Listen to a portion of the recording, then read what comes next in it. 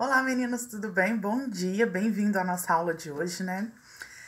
Eu já passei para vocês aí 2 escolas literárias, na verdade eu não passei. Eu pedi para vocês construírem conceitos, né, estudarem, pesquisarem, que foi o trovadorismo e o humanismo. São as 2 primeiras correntes literárias que nós teremos aí.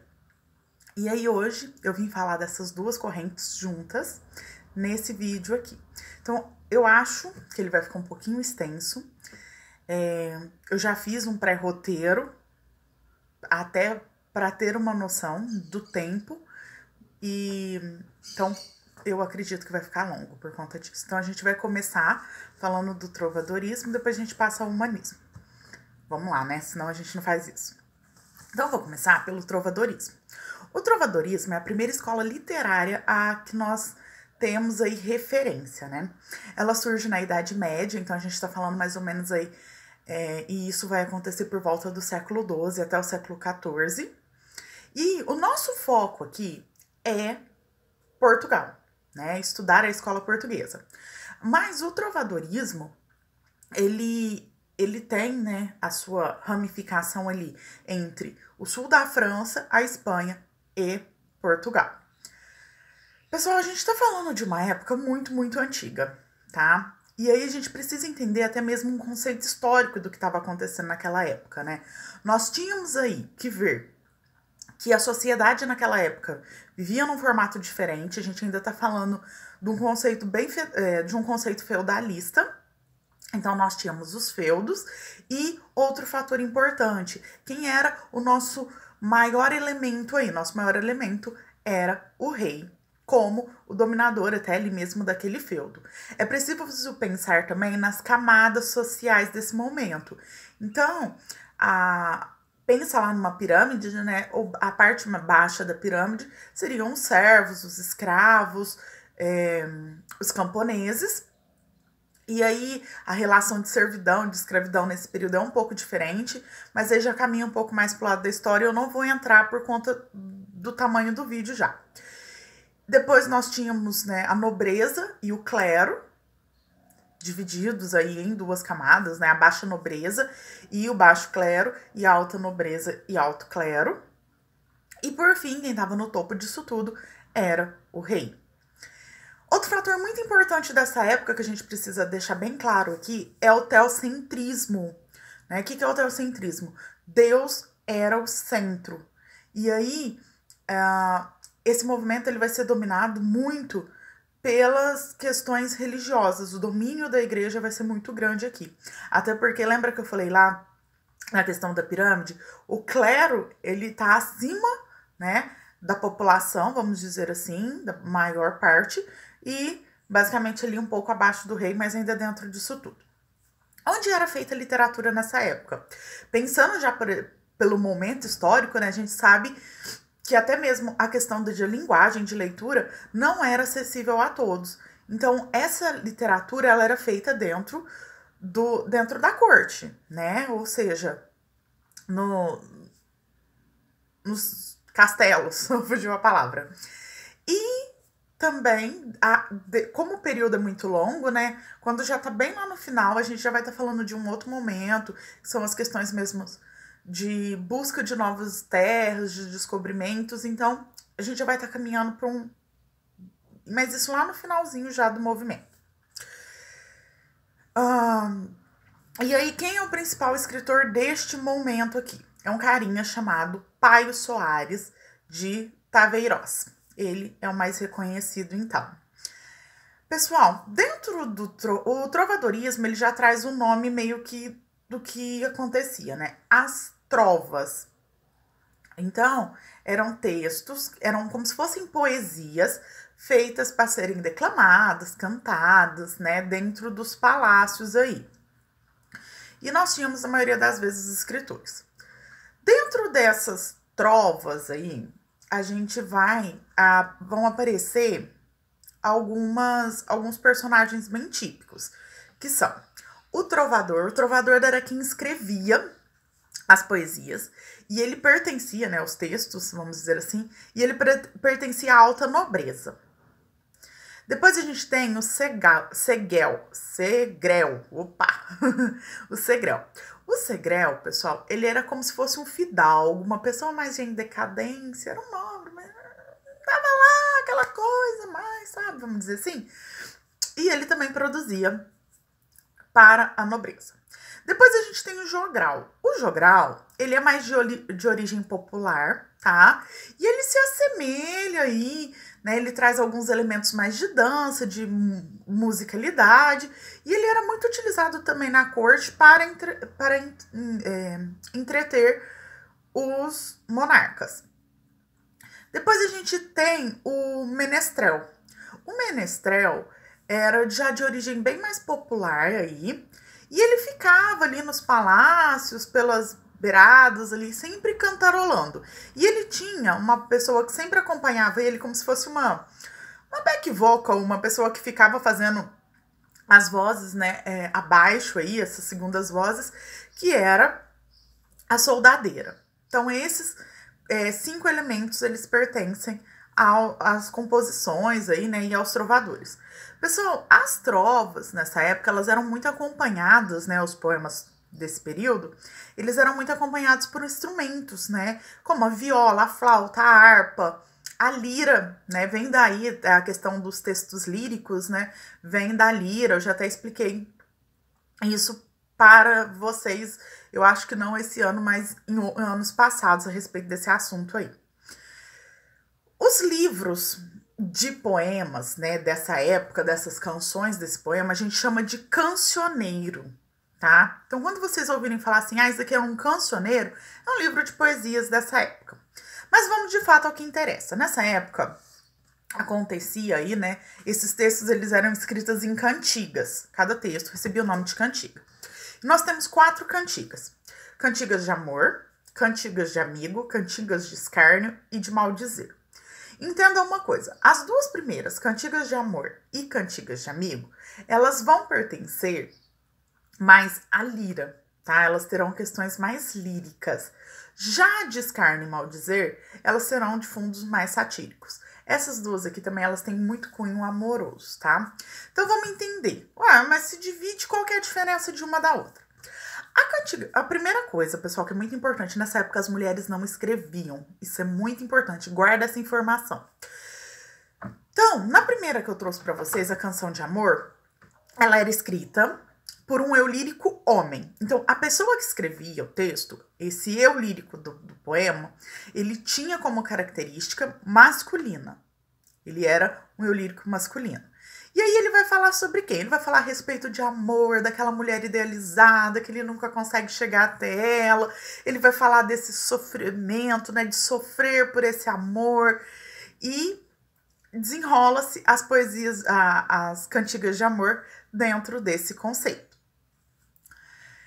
E aí, depois nós teremos as cantigas de amigo. Nas cantigas de amigo, nós vamos ter um eu lírico feminino.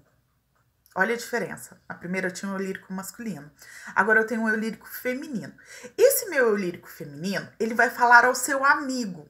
E naquela época, a palavra amigo, ela teria mesmo sentido de namorado, tá? De amor. E aí, esse eu lírico que escreve, esse eu lírico feminino, é uma pessoa sempre bela, formosa, né? Quase sempre é uma camponesa, faz-se referências às camponesas aí. E ela está a sofrer de amor também pelo seu amado que a abandonou. Abandonou ou a deixou, ela está com saudades desse ser, né? E aí a gente tá falando de uma época já de navegações. Estamos falando também de uma época de muitas guerras para domínio de território. Então, esse abandono não precisa ser necessariamente um abandono de rompimento de relacionamento, mas um abandono porque ele foi para a guerra, porque ele foi para o mar. E a gente está falando de épocas que não se sabiam, né, se as pessoas voltavam. Tanto é que existe aquele mito de que o mar era povoado, né? Primeiro que ele era plano, né? Que a terra era plana. E o mito de que o mar era povoado por criaturas medonhas. Por quê? Né? Se tem esse mito. As embarcações eram frágeis, não se tinha muito muitas estruturas, e eles iam para alto mar, e aí eles enfrentavam tempestades, tormentas.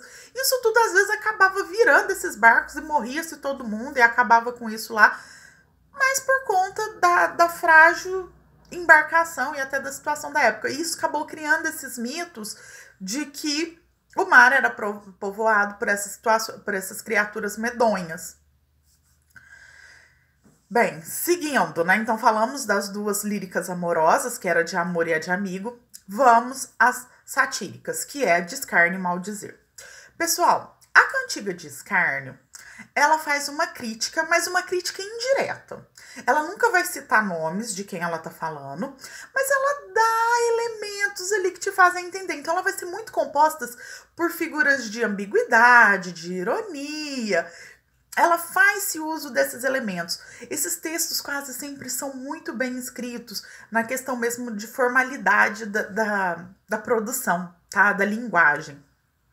Então ela vai trabalhar nesse sentido.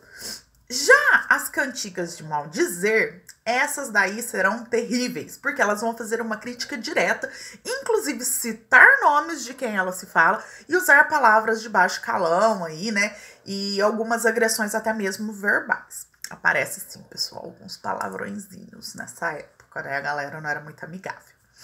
Bem, pessoal, então, esse é o trovadorismo. Vamos ao humanismo. O humanismo é um período de transição, tá? Da Idade Média já para a Idade Moderna, para o Renascimento, ou para o Classicismo. Então, ele é um movimento que migra algumas coisas. E ele já vai trazer ideias muito diversas. O humanismo, ele surge mais ou menos na Itália, tanto é que os maiores escritores humanistas que a gente vai ter, né? Os grandes nomes da literatura humanista são italianos. Porém, o nosso foco aqui é Portugal, então eu vou me atentar mais aos escritores portugueses. Mas para vocês saberem. Pessoal, no movimento passado, a gente tinha a questão do teocentrismo, Deus era o centro. E aqui, já no humanismo, olha o nome do movimento, humanismo. Então, quem é o centro? O homem. A gente está mudando, a gente está passando para essa questão do antropocentrismo, o homem como centro. Tá? E aí nós vamos ter grandes mudanças já nesse período.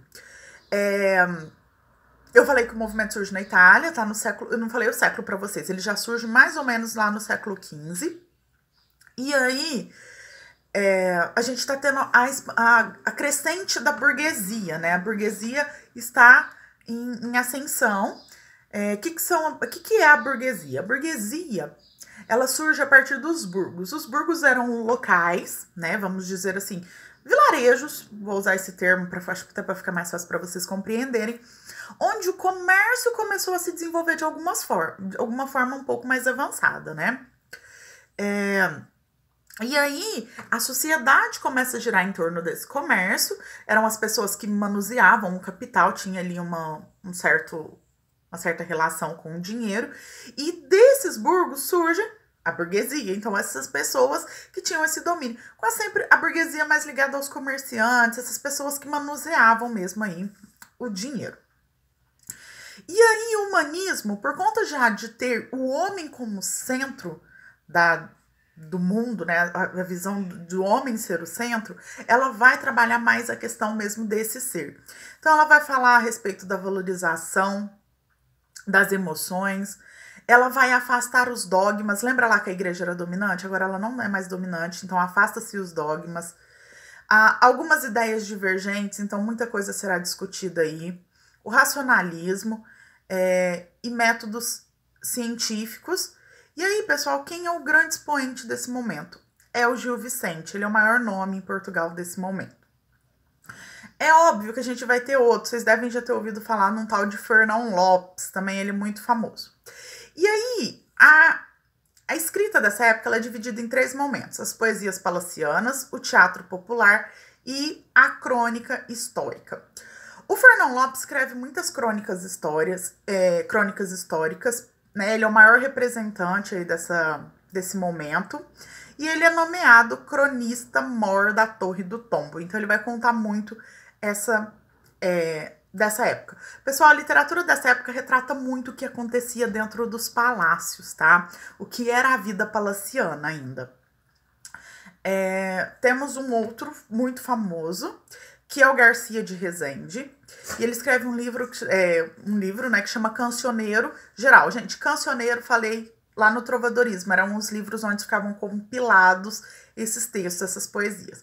E ele escreve as poesias palacianas, ele é um grande representante. Mas o nosso maior, queremos falar aí, é o Gil Vicente, e ele vai escrever sobre o teatro popular. E ele escreve muito em autos e farsas. Auto, vocês já devem ter ouvido falar do Alto da Barca, Alto do Ariano Suassuna, o Alto da Compadecida, um texto brasileiro que tem o Chicó. Vocês já devem ter ouvido muito falar a respeito dessa obra, né, pessoal? E é um exemplo, mas esse já é bem mais contemporâneo, vamos dizer assim, né, ao que nós estamos falando aqui. O Gil Vicente, ele escreve muitos autos e farsas. Um dos seus livros mais famosos é O Alto da Barca do Inferno e A Farsa de Inês Pereira.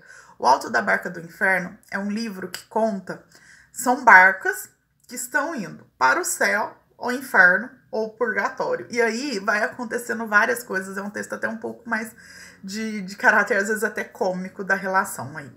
Mas para vocês sempre fazerem uma relação, pensa lá no Alto da Compadecida do Ariano Suassuna. E A Farsa de Inês Pereira aí, também, que é muito famoso. Bem, pessoal, acho que eu consegui passar por isso daqui tudo. Que nem eu falei, o vídeo ia ficar longo, muito conteúdo, mas é um conteúdo bem legal, certinho? Obrigada pela atenção de vocês e até a nossa próxima aula.